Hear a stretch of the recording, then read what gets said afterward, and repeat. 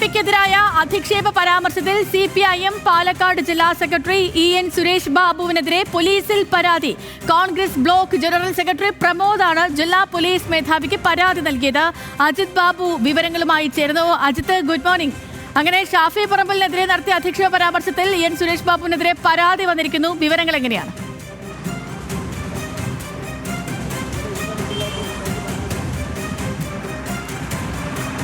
സേതുലക്ഷ്മി, ഒരു third party complaint ആണ്. ഇത്തരത്തിൽ ഷാഫി പറമ്പിൽ എം പിക്കെതിരെ ഉണ്ടായ അധിക്ഷേപ പരാമർശങ്ങളിൽ ബ്ലോക്ക് കോൺഗ്രസ് കമ്മിറ്റിയുടെ ചുമതലയുള്ള പ്രമോദാണ് ഇത്തരത്തിൽ പരാതി നൽകുന്ന സാഹചര്യം ഉണ്ടായിട്ടുള്ളത്.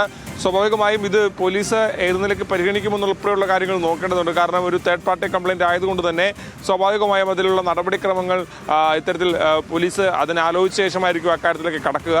നിലവിൽ ഏതാണെങ്കിലും ഈ സംഭവവുമായി ബന്ധപ്പെട്ട് കോൺഗ്രസ് ഈ വിഷയം പൊളിറ്റിക്കലി ടേക്കപ്പ് ചെയ്യുന്നു എന്നുള്ളതാണ് ഇതെല്ലാം കാണിക്കുന്നത്. ഇന്നലെ തന്നെ വളരെ വൈകുന്നേരം തന്നെ പന്തം കൊളുത്തി പ്രകടനം നടത്തിക്കൊണ്ട് ആ വിഷയം ഏറ്റെടുത്തുകൊണ്ട് വലിയ പ്രതിഷേധം, റോഡ് ഉപരോധം ഉൾപ്പെടെയുള്ള സമരത്തിലേക്ക് കാര്യങ്ങൾ കൊണ്ടുപോയി.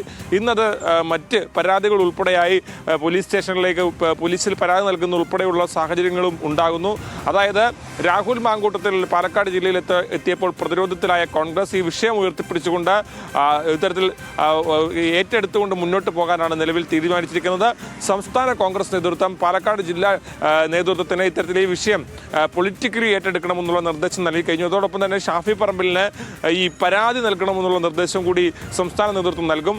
അത്തരത്തിൽ ഈ വിഷയവുമായി ബന്ധപ്പെട്ട് സജീവമായി ഈ വിഷയം ഉയർത്തിക്കൊണ്ടുവരാൻ തന്നെയാണ് കോൺഗ്രസിന്റെ തീരുമാനം. അത് തന്നെയാണ് ഇതെല്ലാം സൂചിപ്പിക്കുന്നത്.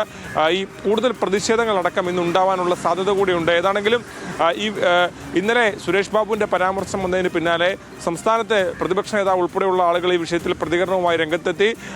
ആരോപണമല്ല, അധിക്ഷേപമാണ് ഉണ്ടായതെന്നുള്ള നിലപാടാണ് ഷാഫി പറമ്പിലിനെ പോലെ തന്നെ VD സതീശനും പറഞ്ഞത്.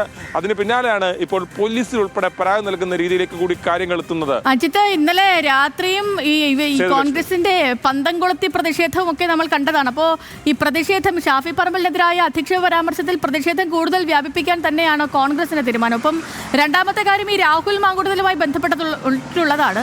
മിനിങ്ങാന്ന് മണ്ഡലത്തിലേക്ക് എത്തി, പക്ഷെ അദ്ദേഹം പൊതുപരിപാടികളിലൊന്നും പങ്കെടുത്തില്ല, മണ്ഡലത്തിൽ തുടരുകയാണ്. അപ്പോൾ അങ്ങനെ തന്നെ തുടരാൻ, രാഷ്ട്രീയത്തിൽ വീണ്ടും സജീവമാകാൻ തന്നെയായിരിക്കുമോ രാഹുലിന്റെ തീരുമാനം? അജിത്ത്,